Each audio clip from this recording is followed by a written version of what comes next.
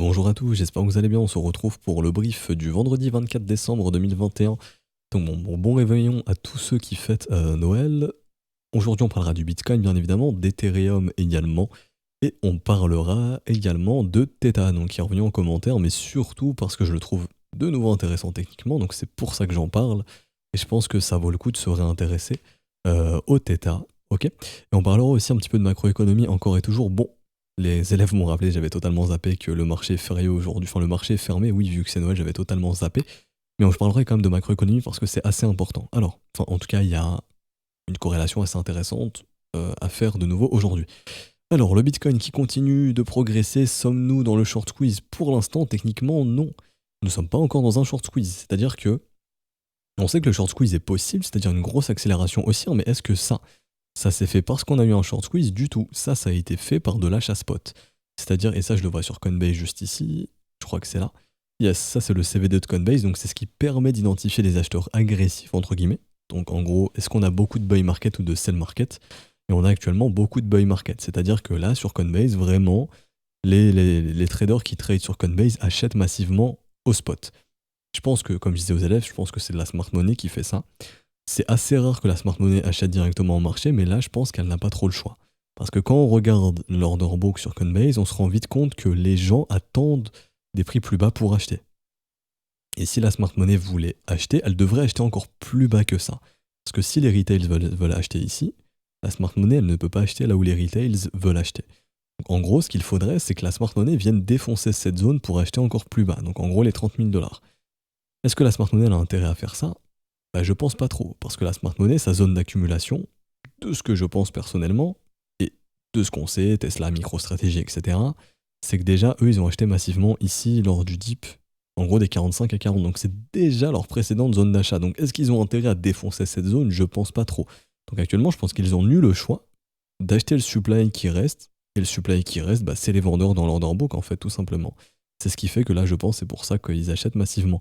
Et donc, est-ce que ça, c'est un mouvement short squeeze? Non. Puisque de ce qu'on voit ici, les spreads restent pour l'instant négatifs. Ok. Donc, ce qui veut dire que la pression acheteuse est moins importante sur le dérivé que sur le spot ici. Donc, pour l'instant, l'achat spot reste prioritaire. Et également, pendant un short squeeze, on est censé voir un open interest qui chute, qui s'écroule. Ou pendant un long squeeze, on voit du coup, comment dirais-je, on voit un open interest qui s'écrase. Est-ce que l'open interest s'écrase? Pour le moment, non. Par exemple, ici, oui, ça c'était short squeeze dans le sens où là, on a vraiment un open interest qui chute fortement lors du breakout. Ici, on passe de 57 000 à 48 000. Actuellement, l'open interest ne chute pas. Ou également, ici, où on avait ça également, l'open interest est monté, donc beaucoup de positions qui s'ouvrent, et des longues et des shorts. Les shorts se font avaler, la breakout, grosse mèche ici sur Binance, l'open interest qui s'écroule, beaucoup de shorts liquidés. Ça, c'est un short squeeze. Actuellement, nous ne sommes pas encore dans un short squeeze. Donc ça, c'est important de le prendre en compte. Donc pour l'instant, ce mouvement est fait grâce à de l'achat spot, et on le voit sur Coinbase où le CVD est vraiment croissant, donc vraiment les acheteurs sur Coinbase sont vraiment agressifs et sont en train d'acheter le supply qui reste, je pense. Il y a un point sensible à venir chercher, c'est les 51 929 $, c'est-à-dire que là, une fois qu'on commencera à venir chercher cette box violette, là on pourra déclencher un short squeeze, c'est-à-dire qu'en gros, tous ceux qui sont venus shorter le Bitcoin, et plus précisément, on regarde de quand à quand l'open interest s'est mis à augmenter fortement. Il s'est mis à augmenter fortement du 15 décembre jusqu'au 20 décembre, donc toute cette phase ici. C'est-à-dire qu'ici, il y a beaucoup de shorts et de longs qui se sont ouverts également. Mais nous, ce qui nous intéresse, c'est de savoir le marché va essayer de faire souffrir qui. Et tant qu'on reste au-dessus de cette zone des 49 000 et même des 48 000 $, tous les vendeurs qui ont shorté ici ont la tête sous l'eau, et l'objectif, c'est de faire souffrir ces vendeurs et d'aller liquider ces vendeurs. Et donc, c'est ce qui fait que là, il y a tellement de mecs qui ont shorté, qui sont en négatif sur leur position, que leur stop et leur liquidation sont probablement au-dessus des 52 000 $. Et c'est un peu comme un domino. Moi, j'appelle ça le point sensible, c'est-à-dire que dès qu'on vient chercher un point sensible de liquidité, dès qu'on va commencer à déclencher des liquidations en chaîne, c'est ce qui va faire qu'on va pouvoir faire un gros breakout. En fait, c'est simple, c'est un peu la métaphore que je disais aux élèves, c'est comme des dominos.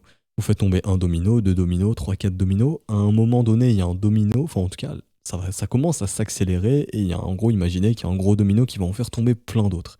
Là, c'est la même chose, c'est-à-dire que en gros, quand on va commencer à venir chercher des grosses liquidations, ça va faire une liquidation short, c'est une position rachetée au marché.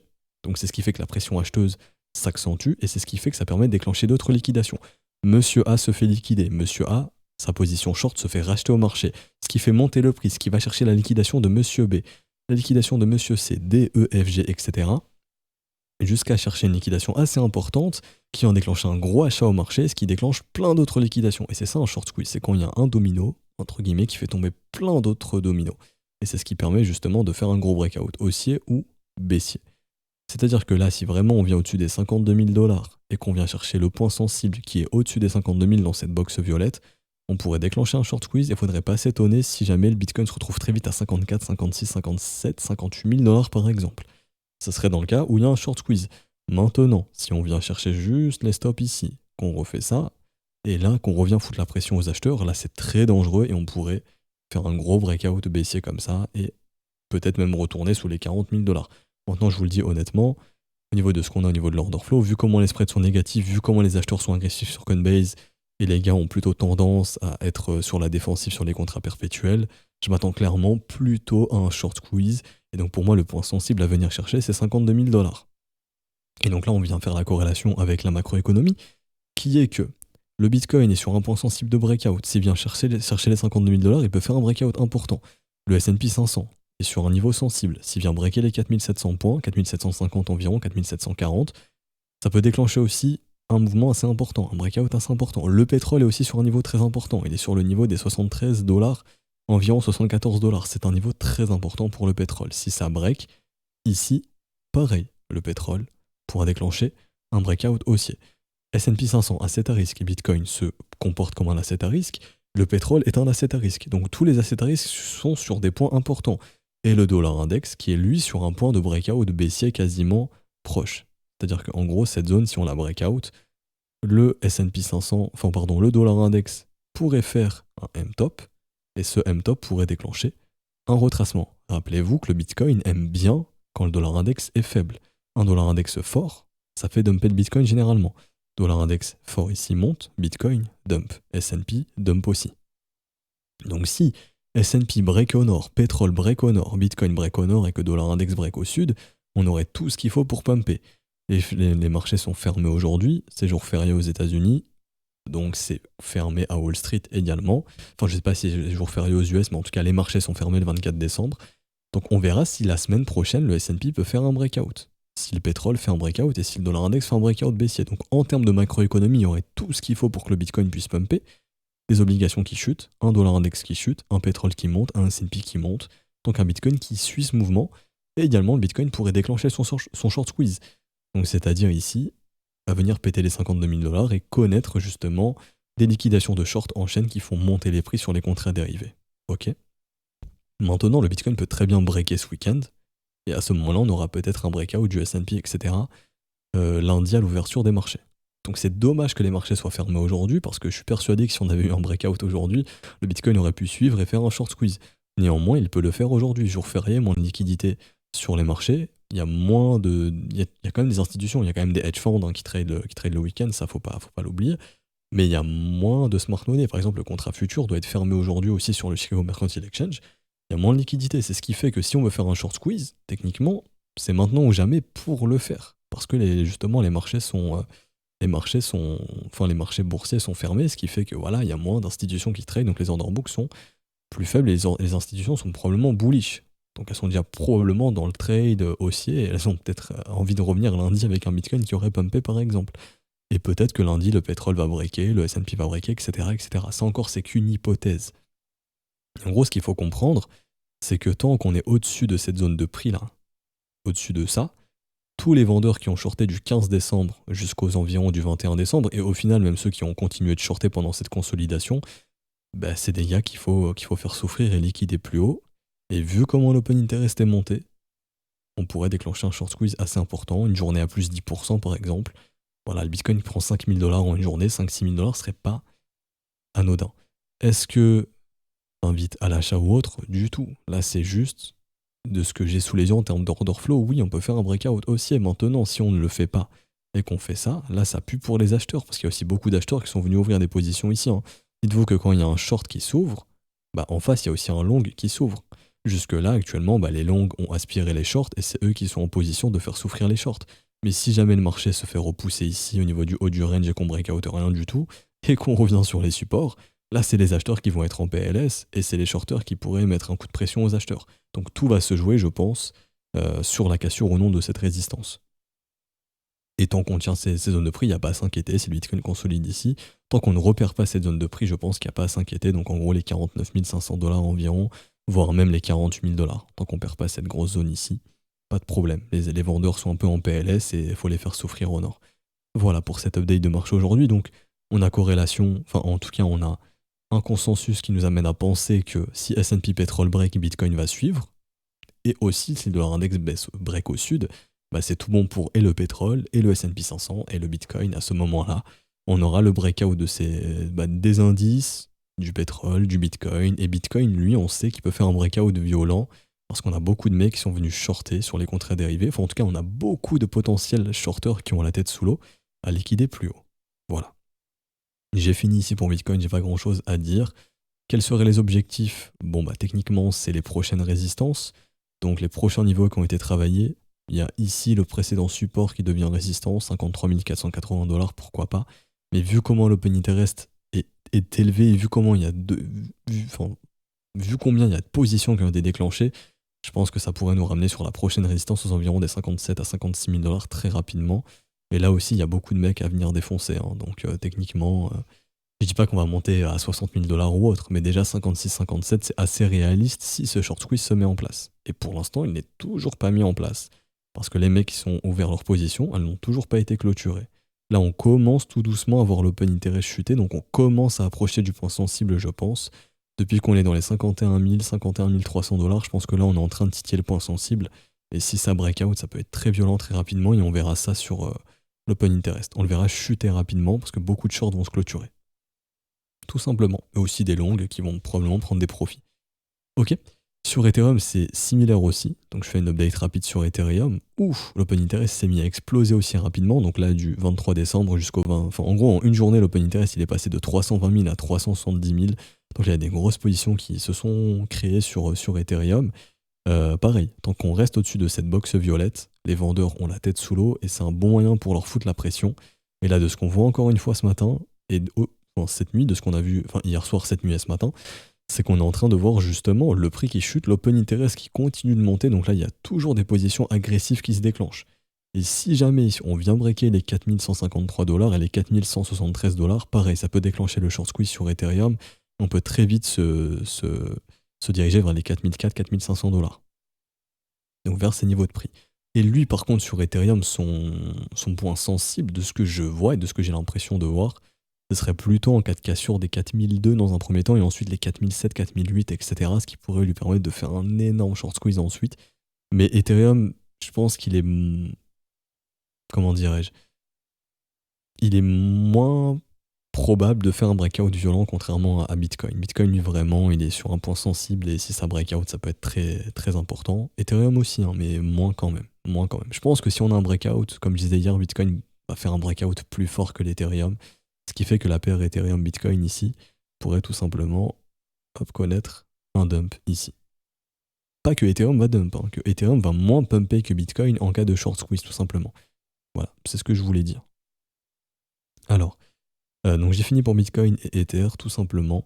Les altcoins dessinent vraiment des charts vraiment sympas, donc on aurait tendance à penser que la direction soit plutôt haussière honnêtement vu ce qui se dessine sur le marché. Les spreads restent négatifs pour l'instant sur Binance. Bon, sur OKEx, ça repasse légèrement positif. FTX 0,01, c'est pas tellement grave. Bybit, ça reste négatif. Bybit est un bon indicateur de marché en termes de sentiment.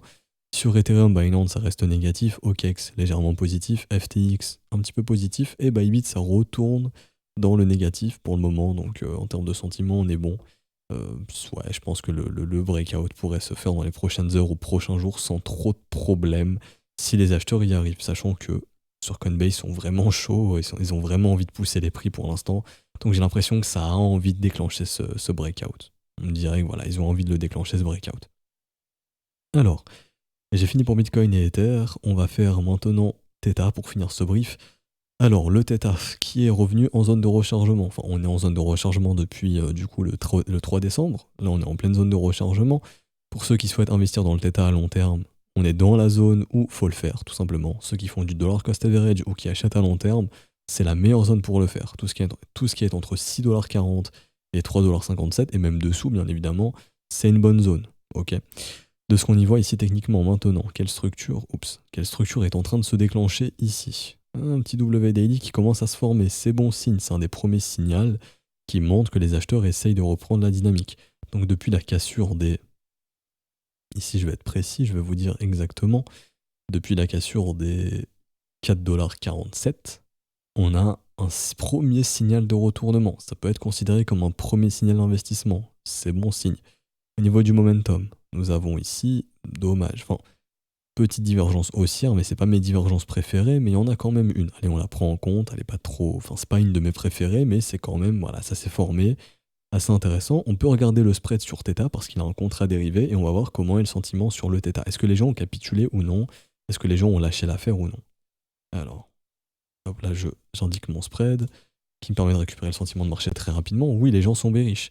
Quand les gens sont très bullish, les spreads sont très hauts, c'est le top. Les spreads sont très hauts, c'est le top. Les spreads sont très hauts ici. On est à un plus haut niveau des spreads. Ce qui veut dire que les gens sont trop euphoriques, trop optimistes et qu'ils sont en train d'acheter comme des malades sur les contrats dérivés. Ça, c'est pas bon signe, c'est des points de vente. Ok. Là, on voit quoi? Spread négatif ici, c'était le bottom. Spread négatif à nouveau. Ici, on est sous zéro. Les gens sont pessimistes. C'est un bon moyen, un bon moment. En tout cas, en termes de timing, en termes de sentiment de marché, c'est un bon moment d'être investisseur quand les gens sont pessimistes. C'est un truc con à se dire, mais si vous dites à tout le monde, est-ce que c'est le bon moment d'investir dans tel truc ou tel truc, et tout le monde répond oui, c'est que c'est probablement pas le bon moment. Parce que la majorité doit avoir tort pour que le marché... Enfin, en gros, la majorité doit avoir tort pour que le marché, justement, puisse partir. Il faut que le train soit vide. Quand les spreads sont négatifs, c'est que le train était pas mal déchargé. Donc là, le train est bien déchargé sur Theta. C'est ce qui fait que, justement, il pourrait remonter. Tout simplement. En termes de structure, le WC montré en zone de rechargement, excellent signal pour un investisseur. Maintenant, on regarde en weekly. Là, je vais changer de chart. Je vais rester sur Theta. C'est juste que je vais clean ma chart, en fait, tout simplement.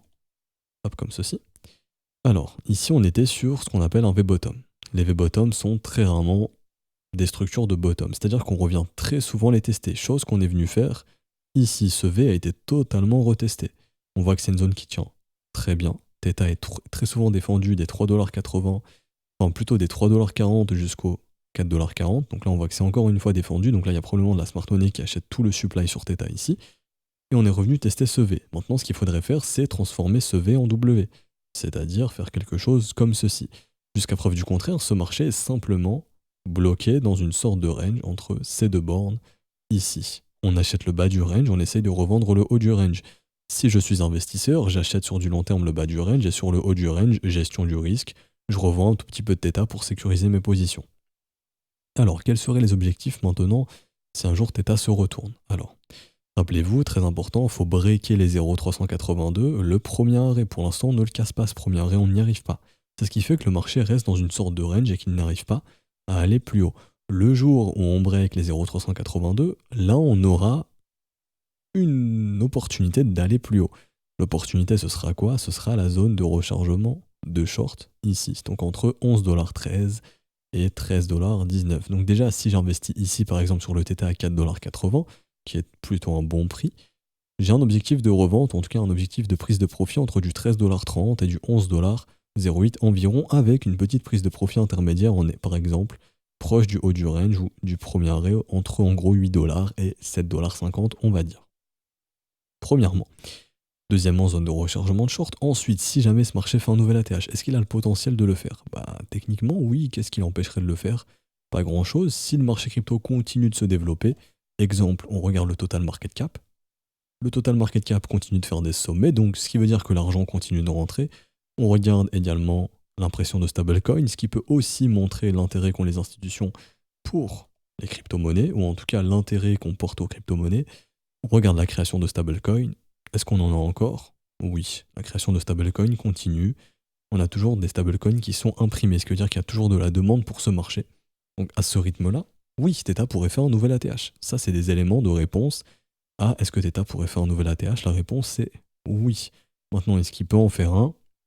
Enfin, est-ce qu'il va en faire un, pardon? Ça, je peux pas savoir. Je suis pas devin, j'ai pas de boule de cristal. Je connais pas l'avenir.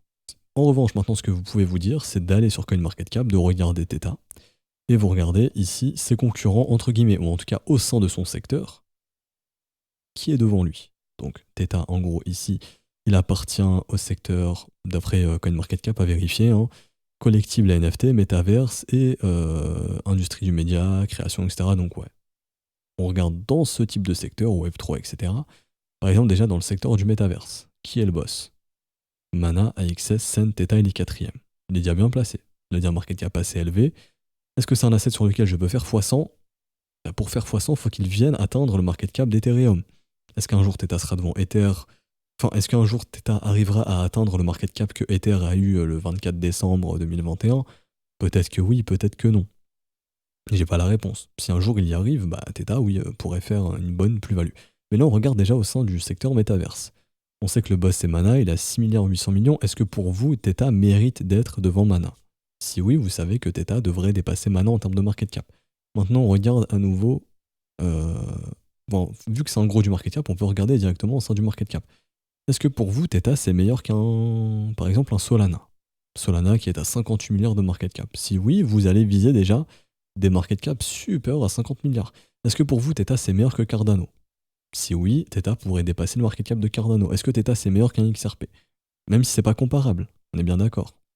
On peut se poser la question de est-ce que Theta, il mérite d'être plus capitalisé que le XRP? Est-ce que Theta, il mérite d'être plus capitalisé que le Luna, que le Avalanche, que le DOT, que le Doge, que le SHIB, etc. Si pour vous, oui, bah à ces moments-là, Theta pourrait dépasser ses market cap, plus que Matic, plus que truc. Moi, honnêtement, j'ai aucune idée, je m'en fiche. Par exemple, est-ce que Theta pourrait être plus capitalisé que Litecoin? Ça, probablement, oui. Donc déjà, on sait que Theta pourrait dépasser les 11 milliards de market cap. Encore une fois, je ne lis pas l'avenir, mais c'est comme ça qu'un investisseur peut fonctionner. Je compare d'autres projets. Est-ce que j'ai des projets qui sont plus capitalisés que le mien? Est-ce que mon projet est meilleur hypothétiquement? Parce qu'encore une fois, c'est un avis subjectif. Est-ce qu'il est meilleur que ces projets? Si oui, bah, je vais viser des market cap plus hauts, puisque la capitalisation représente justement l'intérêt qu'on porte à l'asset.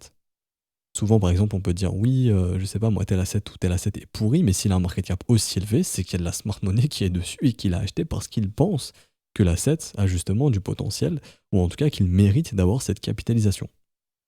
Tout simplement. Est-ce que vous pensez que Theta peut dépasser Bitcoin Cash? Si oui, bah vous savez que Theta peut faire déjà plus de x2 en market cap. Aussi, ce qu'on peut regarder, c'est Theta, il a atteint combien de market cap? Son maximum, ça a été combien? Donc là, on va dans All, on met market cap. On regarde ici, on attend que ça charge, là, Owning Data. J'espère que ça a fonctionné rapidement. Dommage. Alors, je vais refresh, c'est pas grave. Market cap ici. Ok, son max, ça a été environ, je vais bien zoomer. Alors, est-ce que je peux zoomer? Yes. Environ 14 milliards 200 millions. Est-ce que Theta peut repasser au-dessus de 14 milliards 200 millions? Si vous dites oui, pour moi, Theta, il a un market cap au-dessus des 100 milliards, bah à ce moment-là, vous savez que vous n'allez pas vendre, en tout cas, vous allez prendre des profits sur la montée tranquillement jusqu'à 100, 200 milliards de market cap. Encore une fois, je ne dis pas l'avenir. Ce que je sais techniquement, c'est qu'il commence à montrer des signes de retournement et on verra s'il sera assez mature ou non pour faire un nouvel ATH. Si le secteur métaverse prend beaucoup d'ampleur en 2022, ce qui risque d'être le cas, et que Theta arrive à se positionner comme un mastodonte du secteur métaverse, à ce moment-là, oui, Theta pourrait faire un nouvel ATH. S'il échoue en tant que mastodonte du secteur métaverse, il pourrait avoir du mal à faire un nouvel ATH. C'est ces questions que vous devez vous poser. Encore une fois, moi je ne lis pas l'avenir, je suis juste là pour essayer de vous puissiez vous poser les bonnes questions et essayer de savoir justement comment vous allez construire votre plan pour votre prise de profit ou si vous souhaitez investir dans cet asset, etc. etc. Maintenant, en cas de nouvel ATH, quels seraient les premiers objectifs potentiels? Vous savez comment je fonctionne, extension, 168-200%. Pour moi, ce sera entre 23 et 28 dollars. Est-ce qu'on va atteindre ces prix? J'en sais strictement rien. Ce sont des objectifs mathématiques hypothétiques, c'est-à-dire que si j'achète ici en pleine zone de rechargement, techniquement, je me dis, ok, Theta, je vais essayer de le vendre dans ces zones. Si on n'y vient pas et qu'on échoue, bon bah ça sera un investissement qui peut échouer, avec bien évidemment des prises de profit intermédiaires, un petit peu ici, un petit peu ici, un petit peu ici, etc. Mais là, ça va être la zone sur laquelle je me concentre le plus pour une prise de profit un peu plus importante. Ok. Donc le but, c'est pas d'essayer d'acheter ici, de tout vendre à un prix donné, non, c'est d'essayer de prendre profit sur la montée. Ce qui fait que j'échange du Theta contre du dollar que je peux faire travailler ailleurs ou que je garde en dollars dans mon portefeuille pour rédiger mon portefeuille. pour réduire mon risque. Le marché monte, je réduis mon risque en bague de crypto, je le rehausse en dollars. Comme ça, quand le marché corrige, je peux rehausser mon risque ensuite avec des prix plus intéressants. Ça, c'est une bonne stratégie. Ok ? Du coup, on s'arrête ici pour aujourd'hui. J'espère que ça vous aura plu. J'espère que je vous aurai apporté des éléments de réponse. On se retrouvera donc lundi pour un prochain brief. Je vous souhaite un bon week-end, je vous souhaite un bon réveillon de Noël. Pour ceux qui fêtent Noël, bien évidemment. Du coup, oui, j'allais oublier, si vous souhaitez rejoindre l'école, n'hésitez pas, je mets le lien en description en commentaire via le Patreon. C'est trop tard, rejoignez absolument le 1er janvier, après le 1er janvier, mais pas avant le 1er janvier, ok ? Et si vous souhaitez rejoindre via les modalités crypto, donc tout ce qui est paiement, BNB, ETH, USDT, vous pouvez rejoindre n'importe quand dans l'année, ça change absolument rien. Si vous avez une quelconque question, n'hésitez pas à la poser à un des professeurs, donc les professeurs sont en haut à droite. Mon collègue est connecté, il pourrait vous répondre, ok ? Je vous souhaite une bonne journée, un bon week-end, un bon réveillon, on se retrouve lundi. Ciao, ciao.